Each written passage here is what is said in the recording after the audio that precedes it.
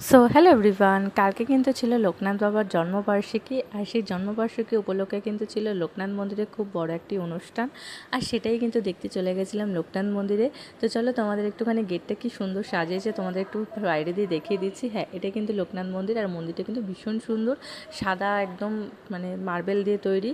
আর খুবই সুন্দর মন্দিরটা। তো তোমাদের তো ভেতর দিয়ে গেটটা একবার দেখিয়ে দিচ্ছি। আর ভেতরটা তো ভীষণ সুন্দর করে সাজিয়েছিল। তো চলো, দেখতেই পাচ্ছ কতটা ভিড়। আর প্রচুর ভক্তরা কিন্তু এখানে বসে রয়েছে। তোমাদেরকে একটু ছোট্ট করে দেখিয়ে দিলাম। দেখতেই পাচ্ছ সব কিন্তু আরতি দেখবে বলে বসে রয়েছে। আর প্রচুর ভিড় হয়েছিল।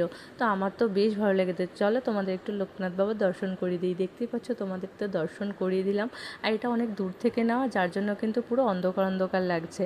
আর বাইরে এসে দেখি বাইরে কিন্তু মেলা বসেছে। দেখতেই পাচ্ছ, তোমাদেরকে একটুখানি দেখিয়ে দিচ্ছি যে মন্দিরের সামনে কিন্তু আর চারিদিকে একটা রাস্তা আছে, সেখানেই কিন্তু মেলা বসেছিল। বেশ ভিড় ছিল। তো তোমরা কারা কারা এরকমভাবে লোকনাথ মন্দিরে ঘুরতে গেছিলে অবশ্যই জানিও।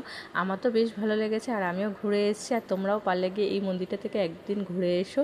আমি কিন্তু এর আগে একটা ভিডিও কিন্তু পোস্ট করেছিলাম, সেখানে কিন্তু ভিডিও ডিটেলস দিয়ে দিয়েছিলাম। যদি না দিয়ে থাকো আমি কিন্তু ফার্স্ট কমেন্টে লিঙ্ক দিয়ে দেবো, তোমরা চাইলে ভিডিওটা পুরো দেখতে পারো। আর এই ভিডিওটা কেমন লাগলো অবশ্যই জানাতে ভুলো না। আজকের জন্য টাটা।